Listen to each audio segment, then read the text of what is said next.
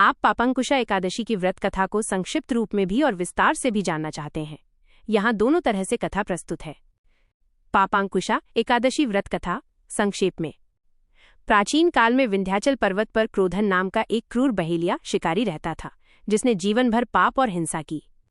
जब उसकी मृत्यु का समय निकट आया तो उसे अपने बुरे कर्मों के कारण यमलोक में मिलने वाली यातनाओं का भय सताने लगा। डरकर वो अंगिरा ऋषि के आश्रम पहुंचा और अपने पापों के प्रायश्चित का उपाय पूछा। ऋषि ने उसे आश्विन मास के शुक्ल पक्ष की पापांकुशा एकादशी का व्रत करने की सलाह दी। बहेलिये ने ऋषि के निर्देशानुसार पूरी श्रद्धा से व्रत, भगवान पद्मनाभ विष्णु की पूजा और दान पुण्य किया। इस व्रत के प्रभाव से उसके सारे पाप नष्ट हो गए। मृत्यु के बाद यमदूतों के बजाय विष्णुदूत आए और उसे स्वर्ण रथ में बैठाकर वैकुंठ धाम भगवान विष्णु का लोक ले गए। ये एकादशी पाप रूपी हाथी को नियंत्रित करने वाले अंकुश के समान है, इसीलिए इसे पापांकुशा एकादशी कहते हैं। पापांकुशा एकादशी व्रत कथा विस्तार से। यह कथा ब्रह्मवैवर्त पुराण में भगवान श्रीकृष्ण और धर्मराज युधिष्ठिर के संवाद के रूप में वर्णित है। 1. क्रूर बहेलिया क्रोधन का जीवन। पौराणिक काल में विंध्याचल पर्वत के घने जंगलों में एक बहुत ही क्रूर और निर्दयी बहेलिया शिकारी रहता था, जिसका नाम क्रोधन था। क्रोधन का पूरा जीवन केवल पाप कर्मों से भरा था। वो दिन रात झूठ बोलता था, चोरी करता था, मांस मदिरा का सेवन करता था और निर्दोष पशु पक्षियों की निर्ममता से हत्या करता था। उसने कभी भी कोई पुण्य धर्म का कार्य नहीं किया था। 2. मृत्यु का भय और ऋषि की शरण। जब क्रोधन वृद्धावस्था को प्राप्त हुआ और उसे महसूस होने लगा कि उसका अंतिम समय निकट है, तो उसे अपने द्वारा किए गए भयंकर पापों का स्मरण हुआ। उसे इस बात का गहरा भय सताने लगा कि मरने के बाद यमराज उसे नरक में ले जाकर कठोर दंड देंगे। इस भय और पश्चाताप से व्याकुल होकर वो किसी उपाय की खोज में भटकने लगा। भटकते भटकते वो सौभाग्य से महान तपस्वी अंगिरा ऋषि के आश्रम में पहुंचा।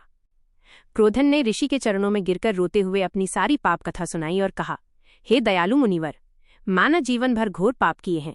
अब यमदूत मुझे लेने आएंगे और नरक में मेरा क्या हाल होगा, ये सोचकर मैं कांप रहा हूँ।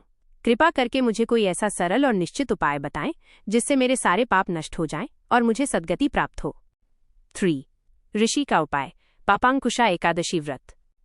क्रोधन के हृदय में सच्चे पश्चाताप और मुक्ति की तीव्र इच्छा देखकर अंगिरा ऋषि को उस पर करुणा आ गई। ऋषि ने कहा, हे बहेलिये, तुम डरो मत।